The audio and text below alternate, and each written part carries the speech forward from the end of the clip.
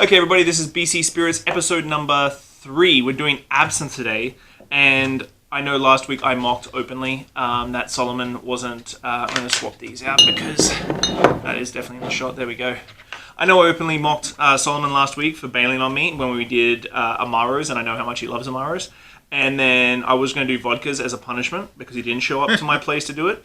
But I thought, you know what, I asked a few people and said, what should we be tasting? And someone said absinthe, and I said, you know what, there's 4 absinthes in BC, we should do absinthe. And this should be fun. It should be. And Solomon's knowledge on absinthe is insane. He's got this, we're up in his office, so he's got this plus a bunch more.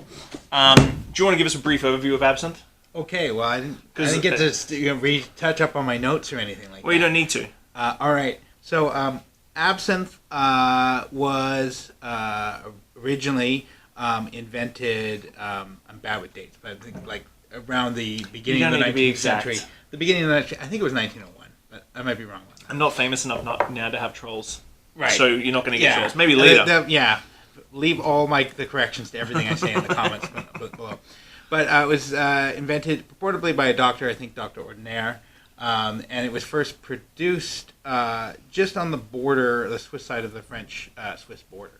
And essentially what it was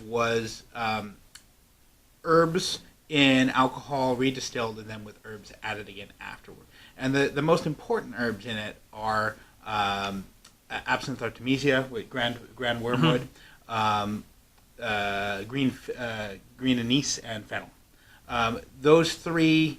traditionally, technically have to be. I don't know if all of these have those in them, but traditionally, that they have to. You're supposed to have those in a traditional absinthe. We can talk a little bit more about traditional versus kind of new wave absinthe. Which I have to admit, like I don't know, we don't or not talk about it. I think we should just fast forward. No. Okay. Go to Prohibition. Okay. So absinthe got really popular, especially in the south of France. Particularly with when phylloxera hit, because all of a sudden wine was gone, so people really got into the idea of drinking absinthe. There was this idea of the green hour, where it was like happy hour, where you'd go and you'd have your absinthe. Got really popular with the French military because they were taking it before battle. And... as a preventative measure for malaria. And much the same as gin and tonic. Everything's and a preventative measure for malaria. Yeah, well, for those watching at home, if you go anywhere where there's malaria, just drink alcohol. And tonic water too. Actually, alcohol and tonic water.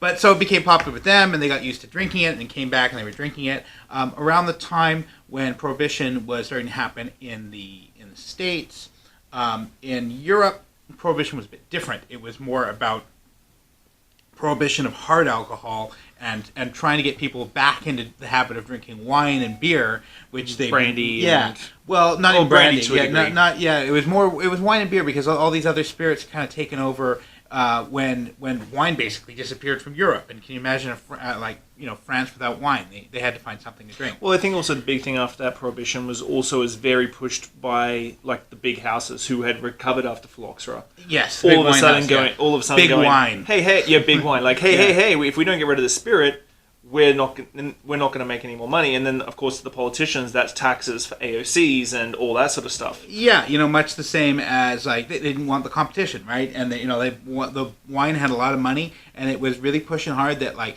drink wine, it's healthy, the hard liquor is bad, and absinthe is the worst of the worst. And there was, they do these tests. So there's a, in grand wormwood, and all wormwoods, there's a chemical called Thujon. And this chemical is, and by chemical, of course, it's a naturally occurring thing. Chemical. It's not an added thing, to be clear. It's, by chemical, there's all of these herbs have chemicals in them. That's what everything's made out of. So when they gave massive amounts of Thujon to guinea pigs, they had crazy seizures and died. So of course they assumed that and we're talking about massive amounts of Thujon to guinea pigs, and they were showing this that like clearly absinthe is evil and drives people insane because we gave straight Thujon to this guinea pig and it died, and it died differently than when we gave it massive amounts of alcohol. Yeah. Right. But in reality, there's a huge amount of Thujon in things like sage, and nobody was talking about how bad vermouth was, and the word vermouth means wormwood because there's wormwood in vermouth too. And I think chartreuse is a big one too. Yeah, Chartreuse has got a huge amount of Thujan in it as well. Yeah, so I mean, these Thujan was around, and then when they've actually gone back, certainly we can't talk about absinthe without talking about Ted Breaux. When he went back and did studies on historical absinthe. And actually did the gas chromatography. Yep, something like that. Yep. I think we'll use that word. I'm a bartender, not a scientist.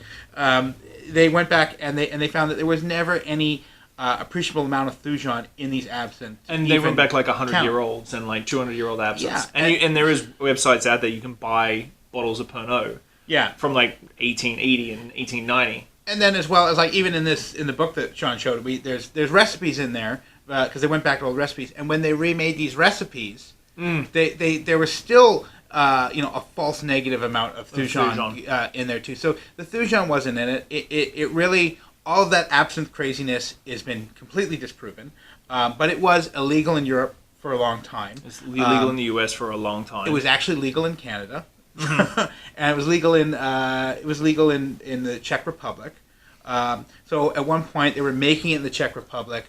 Playing off of the concept that it drove you crazy and stuff like that.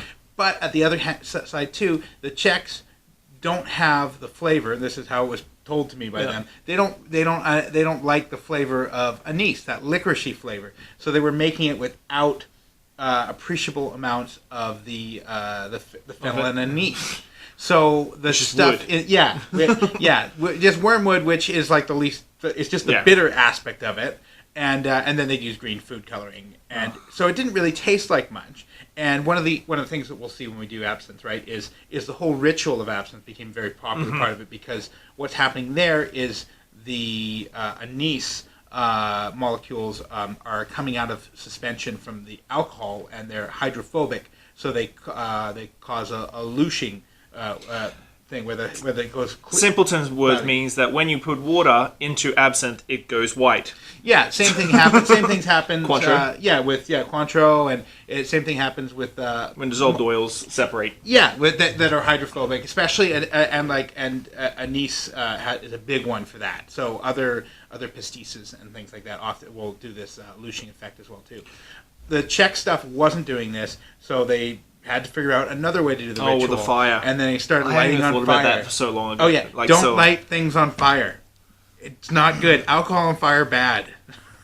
Please stop lighting things on fire. So most people think that absinthe is drunk that way. Is the spoon.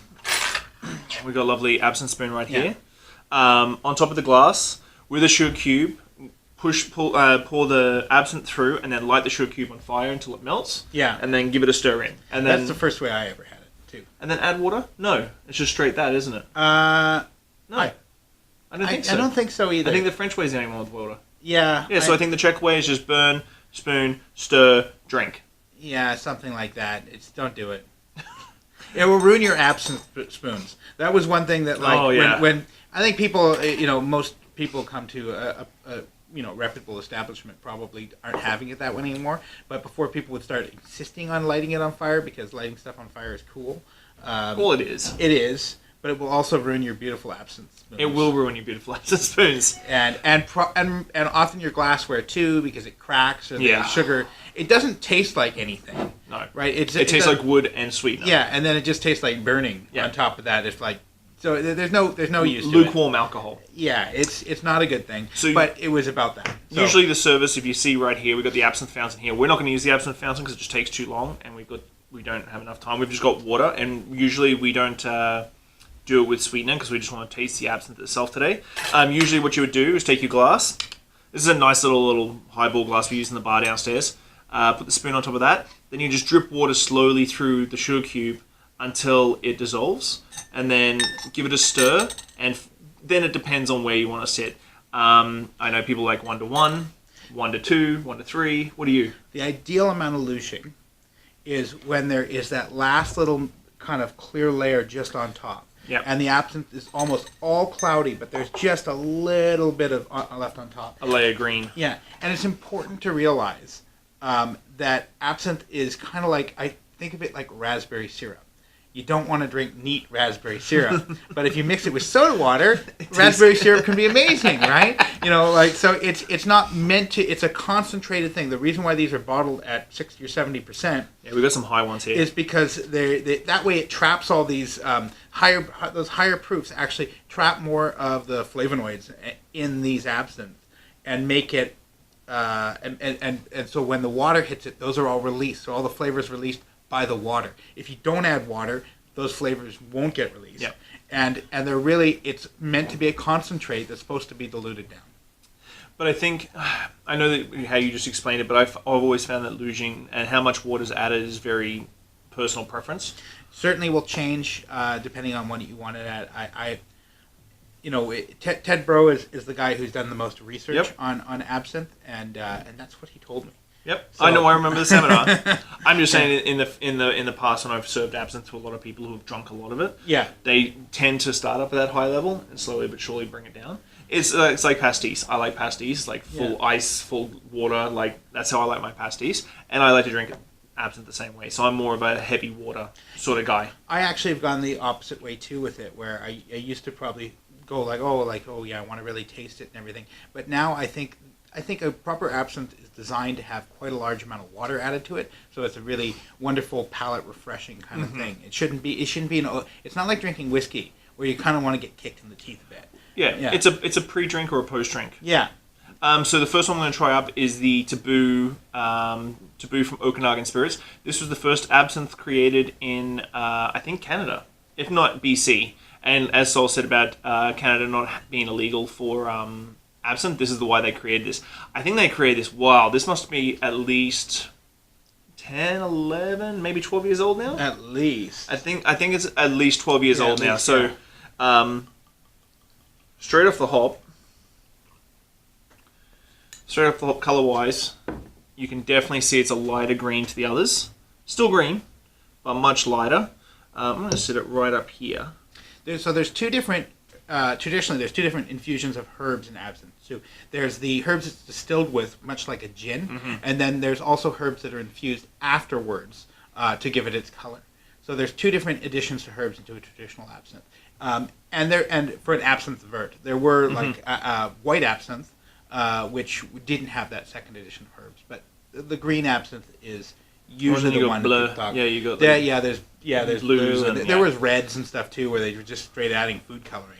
But your basic ones are the green and the white. I'm going to try and get this a little bit closer to the camera. If you can see. Do you want me to hold it? As you can see.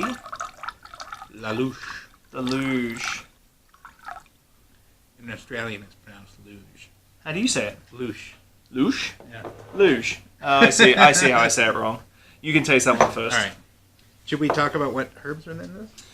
This one, it lists fruit-based alcohol, which I think is a little bit different for all of these ones. So this is they're a big fruit spirit distillery.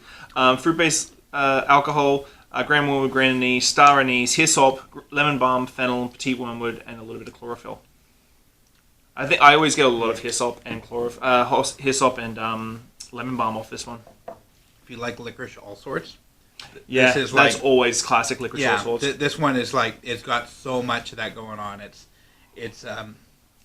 very like that candiness of it's there. You certainly, I would be, there's a lot of natural sweetness I think from the fruit. I think this one to the stage one at Clive's especially, we stopped serving it with sugar. This one I wouldn't serve with sugar because it's just. It's really well balanced as is. I really don't think it needs sugar. I'm going to swap some of these around. I'm going to swap Devil's Club to the end because I feel like I remember that one being a lot drier. Okay, yeah. Than this one. This one is the new Psychedelic Jellyfish from Tofino Distillery. The great thing with Tofino Distillery is that they don't have social media or much of a website. So when you're looking for information, you pretty much can't find any. I met up with the guys from Tofino a couple of weeks ago. I tasted. I was really impressed. I'm looking forward to hearing Solomon's opinion on this one. It's the second one available on the island. We're going to taste 2 island ones, 2 Okanagan ones. So this one, Tofino's only been open for like 6 months, I think, and they've already got an absinthe. But I think it's a ballsy move. They have 2 vodkas, 2 gins, and an absinthe. Yeah. I think they have 1 more gin now. I haven't tried. The Taboo is the one that I've tried really a lot of. of here, but we sold so much at Clyde's back in the day. So look, nice green color as you can see through clear bottle. Want me to hold it? No, I think we're good. Let's have a look here. Straight luge. Oh, a little bit of a weaker luge on this one. Now we're doing this quickly too, but in traditional reviewing of absinthe, how it luges is incredibly important, right? You like how beautiful the oils look swirling around and stuff is a big part of the quality of an absinthe. This is batch 4, and I have been told by the guys that they have reformulated a couple of times, and I think they've got a little bit more extraction from the distillation process, so it doesn't luge like the Taboo. You can definitely see some. It wants to luge, because that's not air bubbles. It really wants to luge. Yeah. What percentage is this at? Do we know? This one's at like 73, I think. 73? Yeah, 73%. Yeah. And do they tell us what botanicals they're using? No. No, it's a secret. Yeah. But you can see, like, just from there is definitely some oils in there. Yeah, there's definitely oils.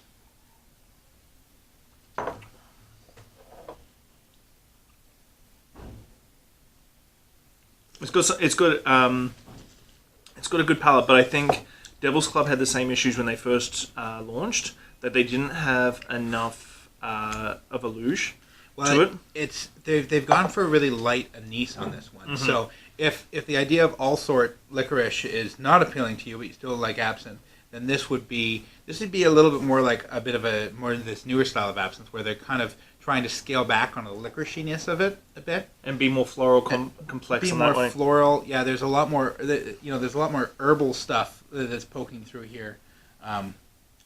Very very woody. There's some floral notes, maybe some lavender. Yeah, it's got some interesting. Yeah, but definitely nouveau. I would definitely like almost like a blur, like a.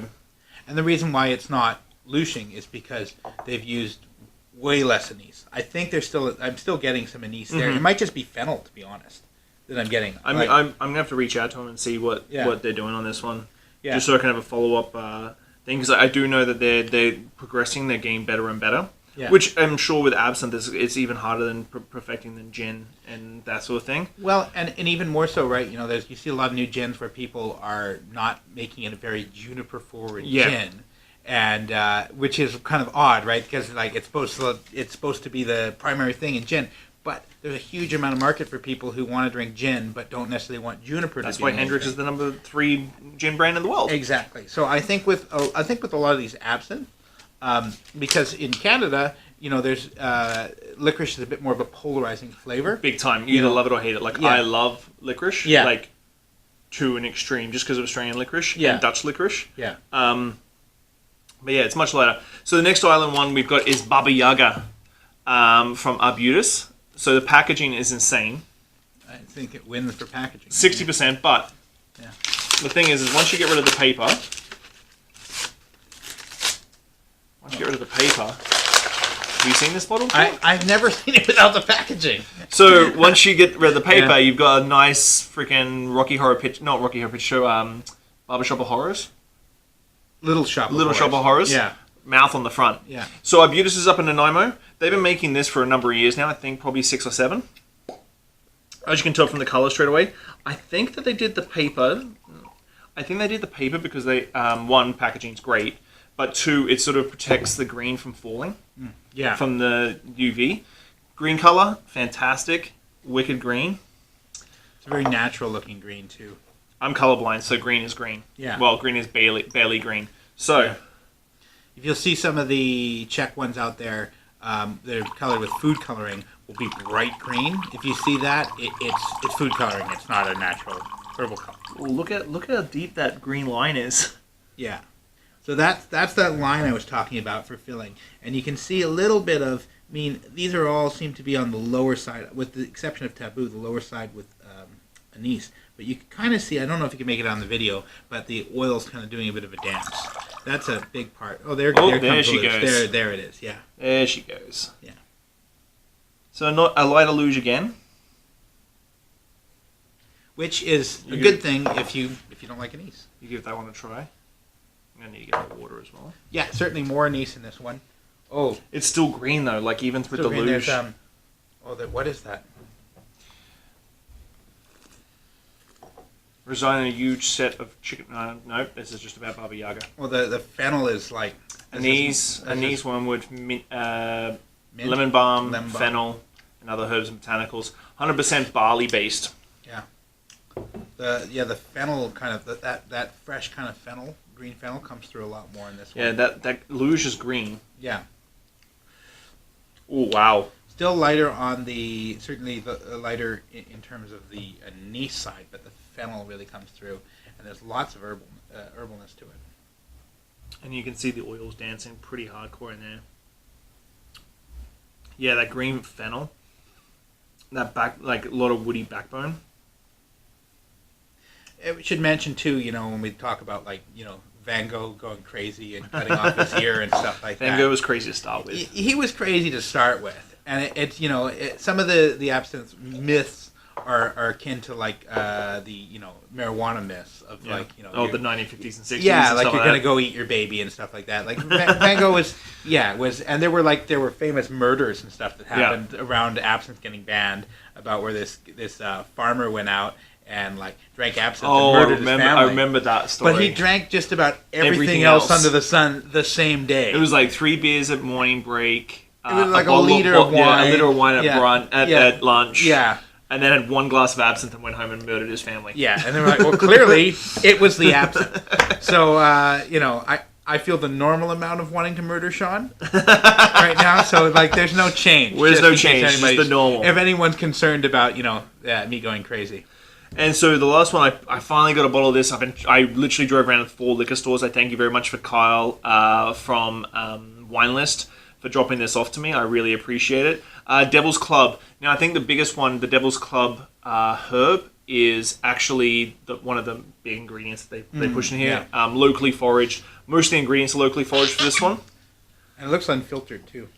Yeah, there's little things floating around in it. So, again, really strong green. Probably the strongest green we've got out of all of them. Yeah, out of the bottle in particular, it's got I don't know what herb has gone that way, but it's... So, let's have a look here. Wow. It's just not enjoying the water being in there, is it? Yeah. You can just see it. I'm not even sure you can see this on camera, but it's kind of cool. From where we're sitting anyway. Oh, that's a substantial amount of water. There's still a lot of dissolved... It's oily, because I believe this is bottled at 60% too, which is on the lower side for an absinthe. So that means that they've probably used a lot of herbs. So that looks like it's emulsified nicely. Still very, very green. That's an insane green color. Mm-hmm. And they have said that they haven't used heavy amounts of anise in this one as well too.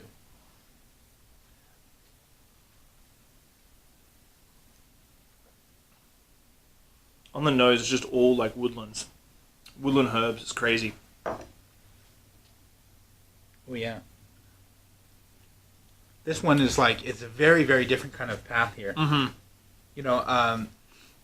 I mean this in, this is one of my tasting notes that, mean to me are awesome tasting notes. It smells like an herb shop. Yeah. Well, we're lucky. We're lucky with self-healed herbs on Blanchard. You can walk in and it's like a herb shop. You smell all the roots and everything. Yeah. It's crazy how it's got almost bubbly because of the oils struggling to not dissolve. They've used an intensive amount of herbs on that. Yeah, but there's a crazy amount of tea-like notes. Mm. Those tea tannins. Yeah, there's the tea tannins in a very pleasant way, actually. And it's funny, the Baba Yaga now is really started to lose a little bit more now as the water's combining. Breaking the suspension. That's different. Not in a bad way. Has hops. There's hops in this one too. This one too, which is there we go. There's that funky that makes wet sense dog. To me. Yeah, the wet dog you didn't want to mention. The wet dog, yeah. I like wet dog as a descriptor, sweaty horse and stuff like that. Yeah, hemp seed, grapefruit, which I have no idea how to what grapefruit is supposed to. The Devil's Club comes through a lot, but this basically smells like self-healed herbs on Blanchard. Yeah, so this is and this one probably the least knees forward. A knees forward. We kind of went like on this descending kind of range from anise actually. Like sweet licorice. Yeah. Straight through, and like I would actually like say if you like absinthe, but you also like chartreuse and like almost like amaros. Yeah. Like this is the other end of the spectrum. So it's herbal and forward, but completely different. But yeah, like I think all of them have got a different place, a different spot. Each one's losing a little bit more now. Yeah, this one is if you don't like licorice, this one will not offend you whatsoever because they've really kind of, this is very much that new world, I guess, or new Western absinthe. Yeah, I guess you'd call it new Western absinthe. Yeah, you just keyed it. Everybody's going to use it now. Yeah, like Taboo is that classic, and then it sort of goes through to Nouveau. I'm really happy with this tasting. Well, it's a nice range, you know. Like it would be boring if it was boring if everyone was doing the same thing. But people are taking, I think in BC, people are taking absinthe and really doing their own thing with it. Mm-hmm. Like I don't think any of these producers are feeling like they have to produce, which I appreciate because I think French absinthe. I think in BC, I was talking to a distiller the other day, and I was like, I think in BC people are chasing what Scotland does, what France does, what other countries do, and I'm like, why? We don't have rules. We don't have, like, there's no one coming in. There's no governing body for absinthe in BC that's going to go, you can't do it that way. Stop it. They're all going to say, well, and I think this is the right way. We're doing it with our gins. We're doing it with our vodkas. Why not do it with our absinthes? Yeah, I'm just blown away we have 4 absinthes in BC. It's weird. Yeah, that's just the legal ones. Yeah, well, this is true. Yeah. But, okay, so that's episode 3. This is a really long episode. I just looked at the counter. We were at 26 minutes, and I probably won't edit much of this down. Every time you hang out with me, we get talking. Every time. I'm not going to split this into 2 parts, I promise this time. But that was Absinthe, episode 3 of BC Spirits. I hope you're enjoying everything. I'm not sure what we're doing next week yet. It may be aged gins. It may be vermouths. I have a vermouth that coming, and we're going to do an exclusive on a new vermouth in BC, so that might be it. We've got fruit brandy I want to do in a little while as well. So there's a ton of cool stuff coming up. But thanks for watching. Thanks, buddy. Thank you. Yeah, pleasure. Yeah! And I'll see you guys next week.